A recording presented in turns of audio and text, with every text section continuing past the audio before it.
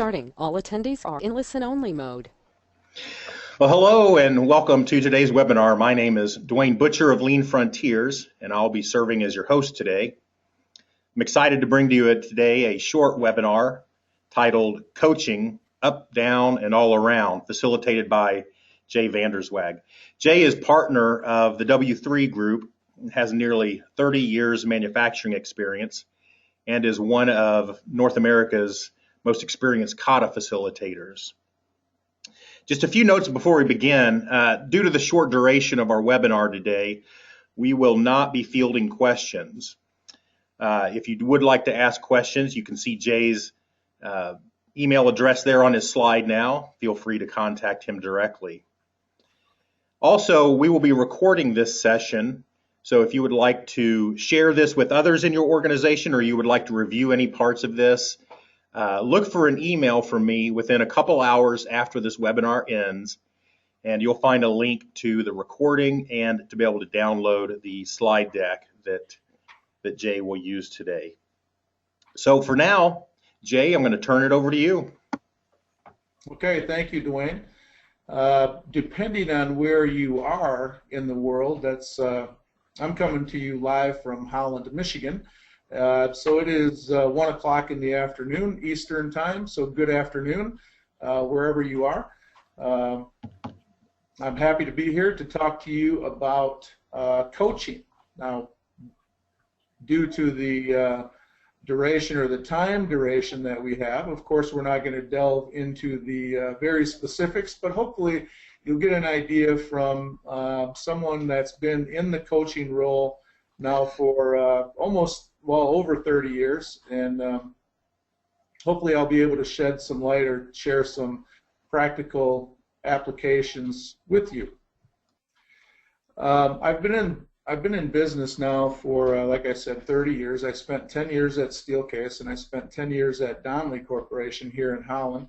And I've spent the last, since 2002, so the last 13 years, being able to come to many organizations and see many businesses, and to this day, it surprises me actually about the shortage, or actually there is no shortage of managers that have the will to meet the objectives of the organizations or to be promoted to that next level in the organization. Now, I will tell you that everyone wants to, and again, there's no shortage of managers. However, what I see and what surprises me is that there is certainly a shortage of managers that lack the will to actually prepare. And to their defense, many of those managers and leaders out there, many of them are not being coached themselves. So what we try to bring to the table is, how do we go about, and the discussion today is, how do we go about coaching at all levels within the organization? Okay, so coaching up and down and all around, side to side, up and down. Now, I mentioned earlier that I am from Michigan, so this probably, if you are a college football fan, this probably doesn't surprise you at all that I have a college, one of my favorite coaches of all time is the University of Michigan's Bo Schembechler. Now, Bo is no longer with us, but Bo taught me a lot about being a coach myself, and he has a very impactful way of coaching. And one of those is to understand the team, okay? And as a coach, what I see and what I try to share is that there's no one out there that's more important than the team.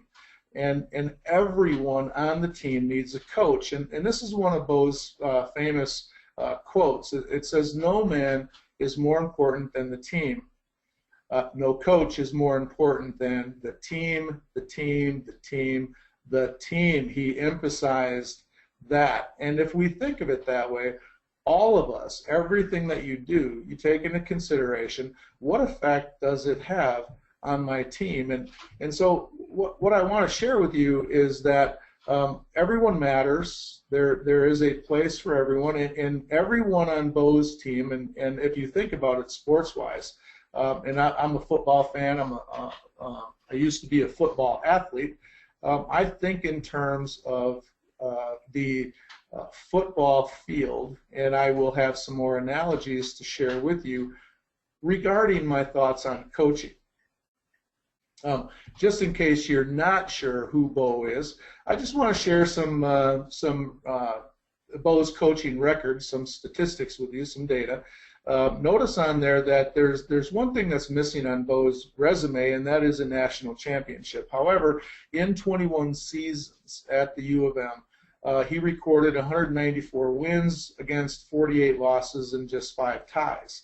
The Big Ten record out there is 143 wins, 24 losses, 3 ties.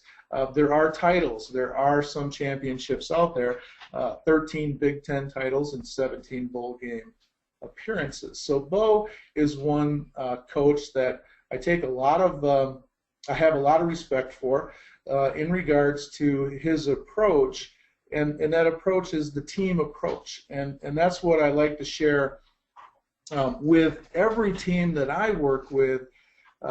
It's important for us to understand how to coach, what to coach, and really, in essence, everyone needs a coach. There's not any players on the field that are not coached. And if you put it in perspective of the business sense, there shouldn't be anyone in your organization that's not being coached. Here's another thing that I heard Bo talk about as far as coaching is concerned. Deep down, your players must know you care about them. This is the most important thing. I could never get away with what I do if the players I field, I didn't care for them. They know in the long run I'm in their corner. So one thing that we need to strive for during this discussion and during our time within our own teams is our teams need to feel like there's someone in their corner. And if you're in the middle of the organization, if you're at the top of the organization, or even somewhere in the middle there, I was going to say, for lack of better phrases, even at the bottom of the organization, every person in the company or in the business needs to have a coach and know that someone's there for them. They need to have an understanding of who that person is, knowing that there is someone in their corner.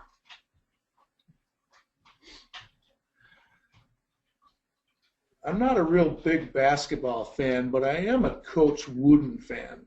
And the one thing that really sticks out in my mind when I think about Coach Wooden is this story. I'm just going to read it real quick if you haven't heard about it. It's an interesting story. Now, I'll talk about Coach Wooden's statistics in just a little bit, but this is a guy that has won many, many, many championships. One of his first things that he would do with a new team is have them take off their shoes and socks. Seating in front of them in the locker room bench, he says, I'm going to show you the proper way to put them on, put them back on. The new players looked at one another in disbelief. Had the old man lost his mind? What on earth did this have to do with basketball? Not wanting to question their leader, they all complied and waited for what would come next. Now, when you put your sock back on, he said, showing them through the example, he would show them how to put their socks on. I want you to make sure that there are no wrinkles or gaps. As he put his own socks on, make sure your heel is fully seated in the heel of the sock. Run your hand over the toes and make sure to smooth out any bumpy areas. Then he showed each player how to properly lace up his shoes and tie them snugly so that there was room for the shoe to rub or the sock to bunch up. As Coach Wooden got up to leave the locker room for the gym, the players behind him were silent, still wondering what their coach could possibly be doing starting out the season talking about shoes and socks. Here they were, the best schoolboy players in America, And this legend had just spent 30 minutes teaching them how to put on their socks and shoes. Just then, Coach Wooden returned, and with a glint in his eye, say, "That's your first lesson. You see, if there are wrinkles in your socks and your shoes aren't tied properly, you will develop blisters. With blisters, you'll miss practice. If you miss practice, you don't play. And if you don't play, we cannot win. And if you want to win championships, you must take care of the smallest details." And then the coach would walk away, his first practice complete. Now, to me, when I first read this, when I first heard about this story, and it was a couple of decades ago, I didn't believe it at first, but it's actually quite a story regarding what I want to call the fundamentals of this sport is putting on your socks and shoes. And I spent a lot of time in Canada not too long ago, or during my career, and the Canadians that I've worked with, most of them loved the sport of hockey. And they always told me the stories about how they were taught. And when I told them the stories about the socks and shoes from Coach Wooden, they would tell me that the first thing you need to learn when you play hockey is how to lace up your skates. And so it all really started to make sense for me. And I'll talk just a little bit more about the fundamentals of coaching in just a little bit. But I wanted to give you some background of where I'm at and where you're at in your coaching career or in your professional career, wherever you are. Are we focused on the details? Are we focused on the little tiny details and teaching people how to lace up their skates or how to put their socks and shoes on? These are the types of details that we need to get into in order for us to be successful. But most important thing is being successful as a coach means that your teams will be even more successful. And so just some statistics if you're not sure who Coach Wooden is. He started his career in Indiana, he moved out to California to UCLA, and you can see his overall record. The biggest thing is 10 NCAA Division I tournament championships and 12 regional championships. So this guy obviously knew how to coach, and he did spend time on the very basic, the very fundamental things of his sport. One more quote that I have from Bob Nardelli, and this comes from Home Depot. Bob is the CEO, and he said, "I absolutely believe that people, unless coached, never reach their maximum capabilities." So now when I say that everyone in the organization needs to have a coach, this quote came to my mind. If there are people in your organization and they're not coached, more than likely there's a good possibility that they will not reach their maximum capabilities. And this is what we don't want to have happen inside of our own organizations. We want people to be as successful as they possibly can be, and that includes being coached. So now, I want to go back to everyone matters. What we need as a coach, we as a coach, we need to see everyone's value. I believe that everyone in the organization, throughout, there's value that they add to the business and to the organization. Now, this next bullet point, it says we need to coach some of the invisible activities, and I'll tell you a little bit more about that.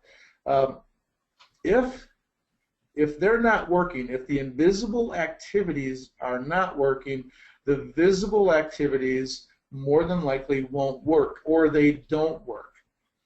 It's the unseen. The unseen is what makes the seen work. Now, I'll tell you a little bit more about that. Not too long ago, Mike Rother wrote a book, published a book, and he's been speaking on this book now for about 6 or 7 years. It's called the Toyota Kata. In that book, half of it is spent on talking about the improvement kata. The other half is talking about the coaching kata.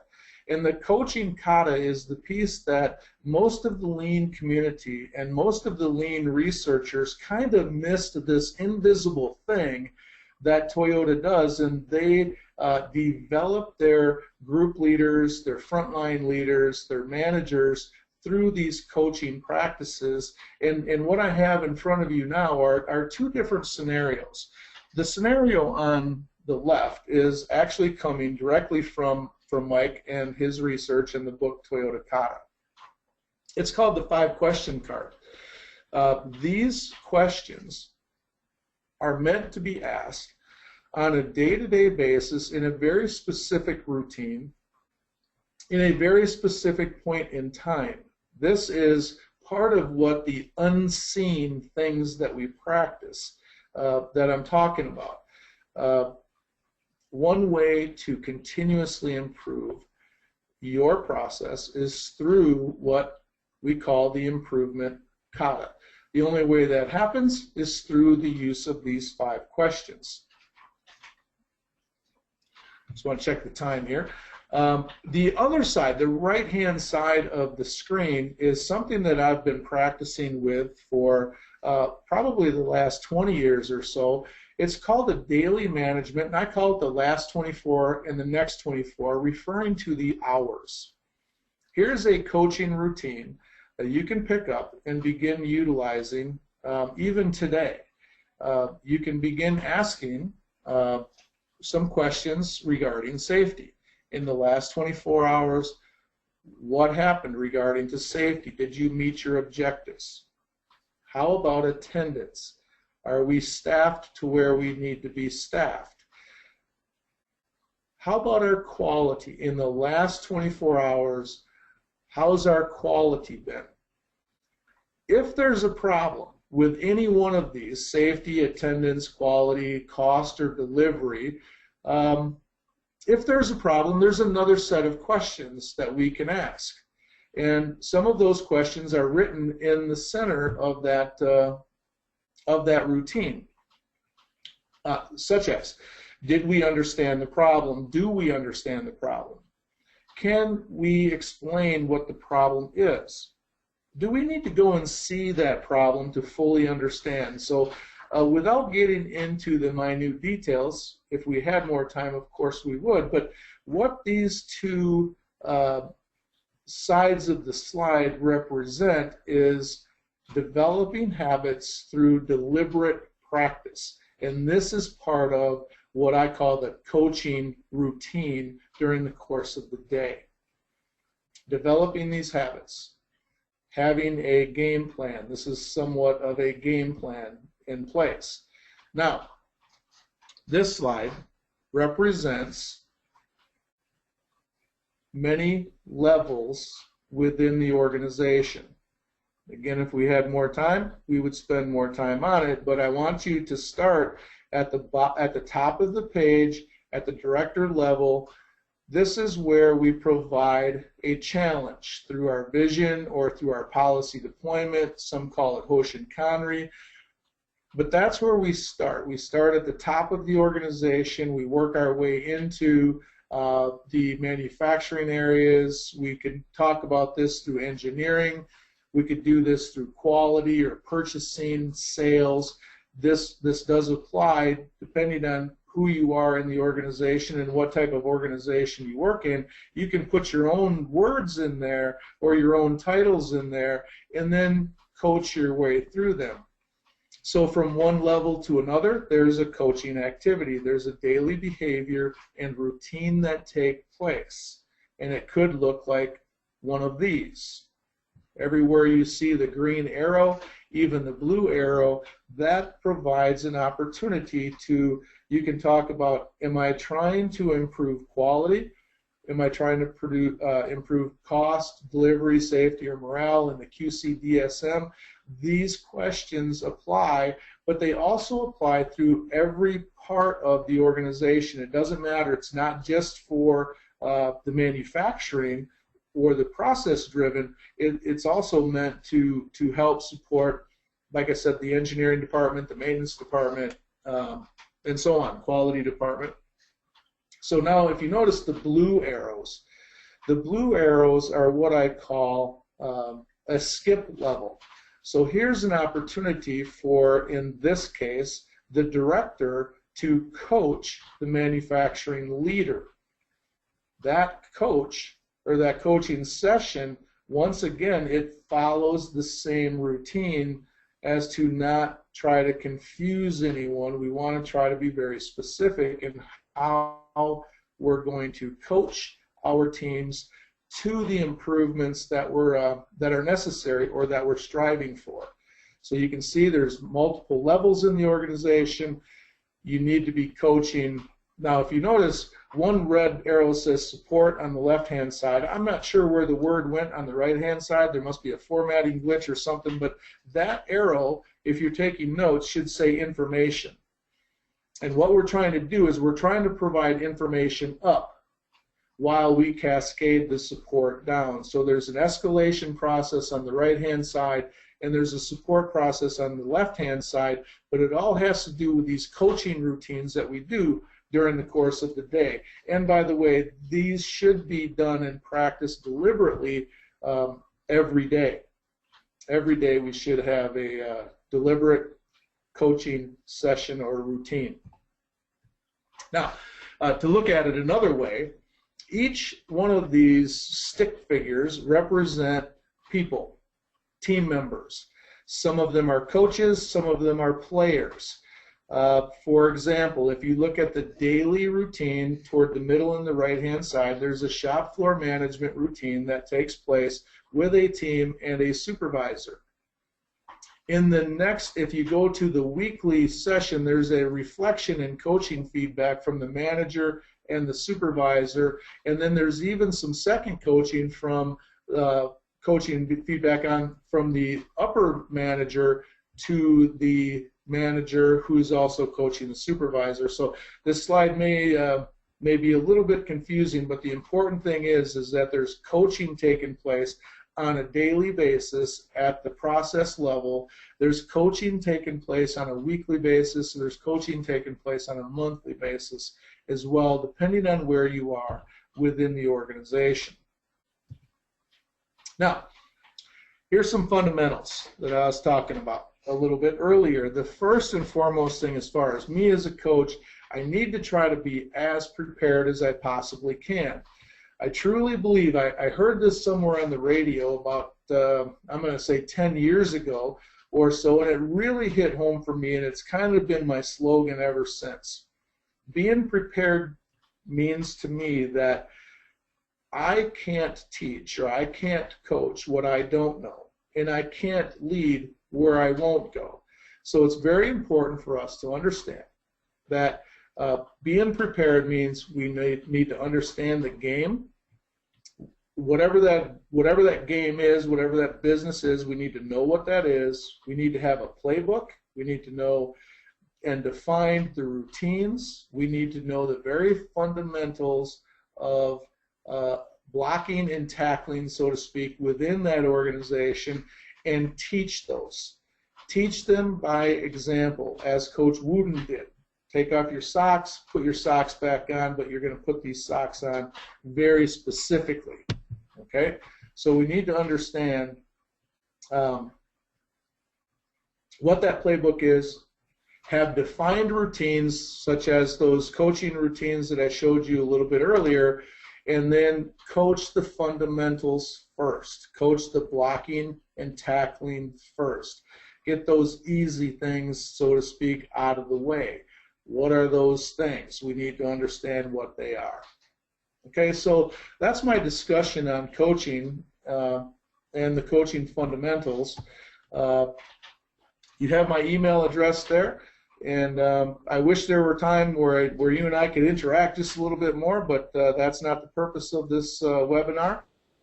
I hope you did get something out of it. I wish you the very best and have a wonderful rest of your Thursday. Thank you. Jay, thanks a lot for not only this session, but for some of your thought leadership in this area, and especially in CATA. Matter of fact, you were part of the original CATA Summit Yes, sir. last February, and will be so again this coming February. Right. Just a couple of notes before we wrap up here. As mentioned previously, this webinar is recorded. So if you would like to watch this or share this with others in your organization, you can look for an email from me following probably about 2 hours following this presentation. Up on the screen, I believe you can see a couple of events that we have coming up that I'd like to make you aware of. First, in 2 weeks, we've got the Summit on Lean Leadership. This is an inaugural event focusing on some of the concepts that we're talking about here on leading others in the organization. That will be held in the Jacksonville, Florida area. We'll take Monday and Tuesday will take place for the Leadership Summit, and then we're going to move to the Lean Accounting and Lean Management Summit later in that week at Sawgrass Marriott, which is also in the Jacksonville area. So sign yourself, your team up for those phenomenal events coming up here in a couple weeks. If you've got facilities in Europe, we're also going to be in Europe this November in Malmo, Sweden, with the TWI and CATA.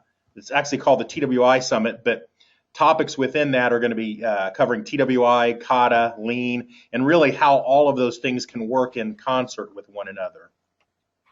So feel free to visit leanfrontiers.com and you'll find links to any and all of those events. And finally, I just wanted to mention that you are actually watching what we're calling a Lightwise webinar. A new Lightwise is coming in 2016. So if you would like to help create aha moments in your organization for those in sales and marketing, accounting, product development, whatever it may be, go to this website, lightwise.me, and share this with others in your organization.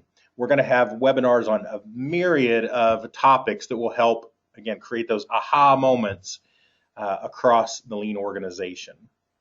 So again, thank you, Jay. By the way, Jay, who does Michigan play this weekend? Do you Michigan plays UNLV. UNLV, so it should be a win, right?